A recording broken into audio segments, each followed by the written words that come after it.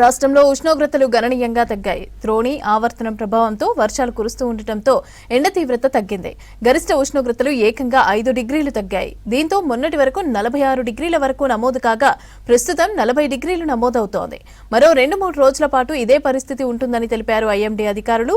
ఉత్తర జిల్లాల్లో తేలికపాటి నుంచి మోస్తరు వర్షాలు కురిసే ఛాన్స్ ఉందన్నారు. ఈ రోజు కూడా చూసుకున్నట్లయితే ఎండ తీవ్రత అనేది చాలా జిల్లాల్లో కూడా తగ్గిందనే చెప్పాలి.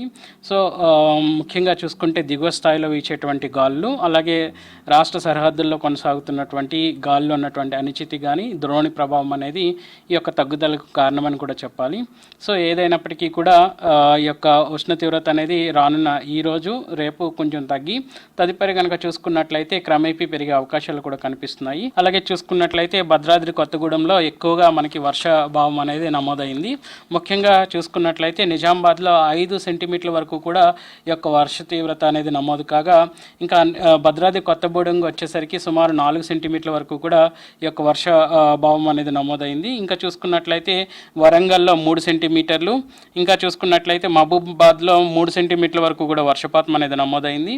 ఇంకా చాలా చోట్ల కనుక చూసుకున్నట్లయితే జగిత్యాల కానీ, వికారాబాద్ కానీ, ఇంకా నిర్మల్ కానీ, ఇంకా చూసుకుంటే మనకి భద్రాద్రి కొత్తగూడెం ఈ యొక్క జిల్లాల్లోనే మనకి సుమారు అధికంగా నమోదయ్యి కొన్ని చోట్ల 2 సెంటీమీటర్ల నుంచి 1 సెంటీమీటర్ వరకు కూడా ఈ యొక్క వర్షభావం అనేది నమోదైందని కూడా చెప్పొచ్చు. సో ఇట్లాంటి వర్ష తీవ్రత అనేది ఈరోజు కూడా కొనసాగి మనకి ఎక్కువగా ఉత్తర తెలంగాణ జిల్లాల్లో ఆదిలాబాద్, కొమరంభీం, ఆసిఫాబాద్, మంచిర్యాల్, పెద్దపల్లి, జయశంకర్ భూపాలపల్లితో పాటు ములుగు, భద్రాద్రి కొత్తగూడెం, ఖమ్మం, మహబూబాబాద్, వరంగల్, హనుమకొండ జిల్లాల్లో ఈ యొక్క తేలికపాటి వర్షం అనేది ఈరోజు కూడా నమోదై ఇక్కడ చూసుకున్నట్లయితే గాలి తీవ్రత కూడా ఈదురుగాలుల ప్రభావం కూడా గంటకు 40 నుంచి 50 కిలోమీటర్ల మేర ఉండే అవకాశం కూడా కనిపిస్తుంది.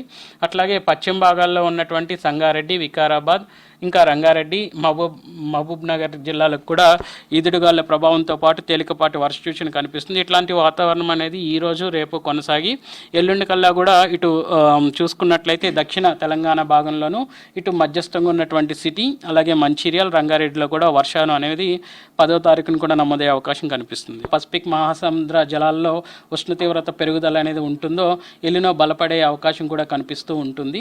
సో ప్రస్తుతం కనుక చూసుకున్నట్లయితే ఎలినో అనేది బలపడే క్రమేపీలో ఉంది కాబట్టి ఈ యొక్క నైరుతి ఋతుపవనాలు రాష్ట్రాన్ని తాకే సమయానికి ఇంకా ఇది మరింత బలపడే అవకాశం కూడా కనిపిస్తుంది. సో ఏవైతే వర్షాలు సగటుకు వచ్చేటువంటి వర్షాలు ఏవైతే ఉన్నాయో ఆ సగటు కాస్త తగ్గే అవకాశం అయితే కనిపిస్తుంది. ముఖ్యంగా ఉత్తర భారతదేశంలో ఈ యొక్క వర్షభావం అనేది తగ్గే అవకాశం కూడా కనిపిస్తుంది. ఒక విధంగా చూసుకున్నట్లయితే భారతదేశంలో సుమారు 89 సెంటీమీటర్ల వరకు కూడా సగటుగా వర్షభావం నమోదవుతుంటుండగా నైరుతి ఋతుపవనాల్లో ఈ యొక్క వర్షభావానికి వచ్చేసరికి ఉత్తర భారతదేశం భాగాల్లోనే ఎక్కువగా తగ్గుదల అనేది కనిపిస్తుంది.